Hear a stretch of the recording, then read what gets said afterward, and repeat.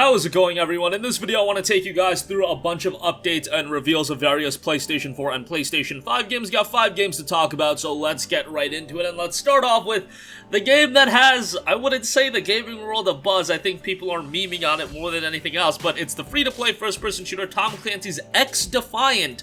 And it's been announced for PlayStation 5, Xbox Series, PlayStation 4, Xbox One, and PC. There will be a closed test, and that'll be happening August 5th on PC, but the release should be happening sometime in 2022. So this is a brand new free-to-play first-person shooter, and I can't believe that a couple of days ago when Ubisoft announced that they were going to be revealing a new Tom Clancy game, that Splinter Cell started trending, and I actually saw people that thought this was going to be a new Splinter Cell game. Give up the hope, give up the dream. If it happens one day, you'll be surprised and you'll be excited, but you should set your expectations low with Ubisoft these days. You know what their MO is, you know how they're handling their business, you know what they want to do. They want some microtransactions, and they want longevity out of their games in terms of generating revenue for them, and a Splinter Cell game, maybe they could finesse their way into adding microtransactions into a game like that, but something like this is something that's really up their wheelhouse these days. So this is coming from publisher Ubisoft and developer Ubisoft San Francisco, and it is coming to all major platforms outside of Nintendo Switch. A release date has not been confirmed, but we did get a trailer. I'm not too enamored by the trailer. I'm sure it's early gameplay and it'll make some, evolution throughout its development, but it notes Tom Clancy's X-Defiant is a free-to-play, fast-paced arena shooter that combines intense gunplay with personalized loadouts and specialized factions as teams of gunfighters called Defiants battle for domination. You've got a personalized playstyle. Personalize your Defiant to match your playstyle. Choose your faction, traits, abilities, and ultras. Competitive clashes. Defiant offers a variety of competitive 6v6 arena and linear game modes such as domination and escort, and then you have diverse factions of Defiants. Wolves, outcasts, cleaners, and echelon factions battling across iconic locations is just the starting point.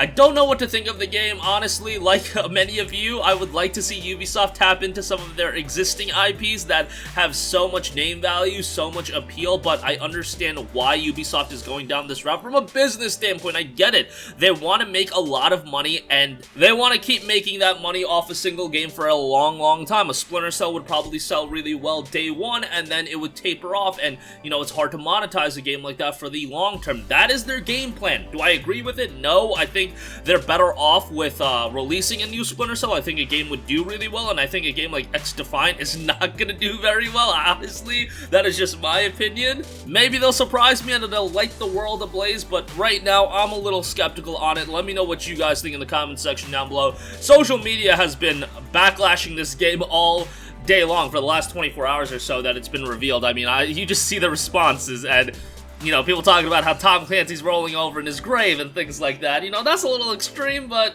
hey, it is what it is, and people call this Tom Clancy's Call of Duty. Honestly, some of those tweets did make me chuckle a little bit, but we'll see how the game ultimately turns out. I would imagine a release window sometime in 2022, but I'll keep you guys posted on that. Alright, moving on from that, this is something I'm really excited about. Lost Judgment has gotten a brand new gameplay trailer showcasing some of the content you'll be seeing in that game. Obviously very reminiscent to Judgment, but a lot of cool parkour elements and a lot of cool platforming sections as well that I'm really looking forward to. And obviously Judgment was a great game. I thought the game was excellent, and now we have the follow-up in Lost Judgment. I know that there's some things going on as far as licensing agreements and the actor they're using with this game that might make this the last Judgment game in the franchise, which is completely unfortunate. Hopefully they can get that worked out. I haven't been following that story as closely as I should be, but really hope whatever issues they have with that are ironed out.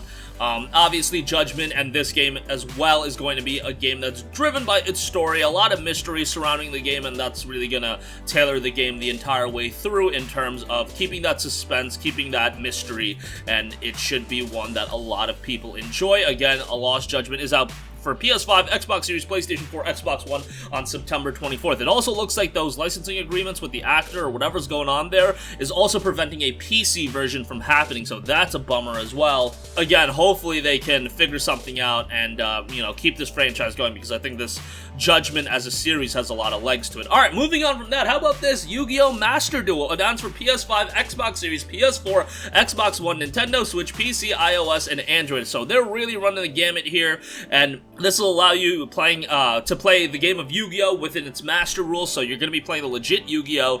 I saw the trailer for this, and I'm really liking the presentation of the duels themselves. Like, they're pretty stylish. You don't have, like, the monsters actually coming to life or anything like that, but I don't think you need that. I think that's a little bit too much, and I think you just still want the game to be fast and fluid, and they do have some animations and things like that. It's just not like, some of the PS2 games were kind of wild, where they really tried to make it aesthetically pleasing. I think if you try to keep it a little flashy, but also relatively simplistic where people can get into it, I think that's the ideal route to go. I actually played Yu-Gi-Oh! A lot growing up, and I even played pretty recently. We're talking, 6-7 years ago. Like, I got out of the game once they introduced, like, the pendulum format. That wasn't really my cup of tea, but my main deck growing up, I used to play those Black Wings like crazy, man. I was a big Black Wing player. I spent, like, so much money on, like, the max rarity Blackwing cards, and I had that decked out, and I was still playing Blackwings when they were, like, tier 4 garbage. I was like, I'm gonna make Blackwings work. I know I could do it. I just love the Blackwing cards, and I loved Yu-Gi-Oh! 5Ds as well, so obviously that's gonna be something right up my alley. But instead of going into my Yu-Gi-Oh! Fandom from back in the day, Yu-Gi-Oh! Master Duel is coming to all major platforms, and a release date was not announced, but I think this is something I'll definitely actually check out. I played the Legacy of the Duelists a while back, and I had my fun with that, but yeah, hopefully this is just an evolution of that on top of it. Next up, we have the isometric tactical roguelike game in Evertried. That's coming to PlayStation 4, Xbox One, Nintendo Switch, and PC, due out this fall. This one definitely has a old school presentation style. It's a tactical roguelite set in the afterlife, where the players take the role of a fallen warrior who must ascend a mysterious tower by defeating enemies in turn-based combat. Each floor presents a unique challenge to overcome through wits, strategy, and positioning. The player must make clever use of attacks, movement skills, and hazards to clear floors of enemies and ascend higher in the tower toward their destiny. The game's got a narrative focus as well. On top of that, the game notes outsmart enemies with dashes and skills, test your strategic might, customize your ascent towards destiny, overcome the guardians, overcome your weakness as well. Again, bit of a throwback art style here, so it's definitely not a technical juggernaut, but a game that if you're a fan of roguelites, you're probably gonna have a good time with it, and I personally do like the look of it, but I'm kind of into the retro style looks. But Evertide will be out on this fall. It'll be on every major platform, but the game is releasing it for a fall window, so you guys can look forward to that. And that's gonna wrap up this one. Again, a lot of stuff being revealed recently as we are heading into that fall period.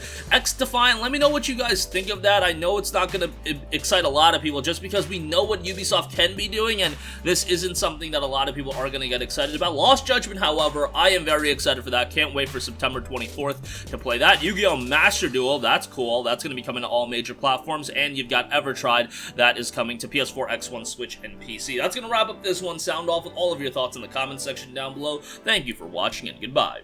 Hey guys, we hope you enjoyed the video, and if you did, make sure to hit the subscribe button, and if you're already subscribed, do us a favor and hit the bell icon. This way you'll be notified whenever we post a new video. That's the best way to keep up with all of our uploads, and we usually try to upload 2 videos a day. And with the bell icon hit, you'll be notified whenever we do upload a video. As always, thanks for watching.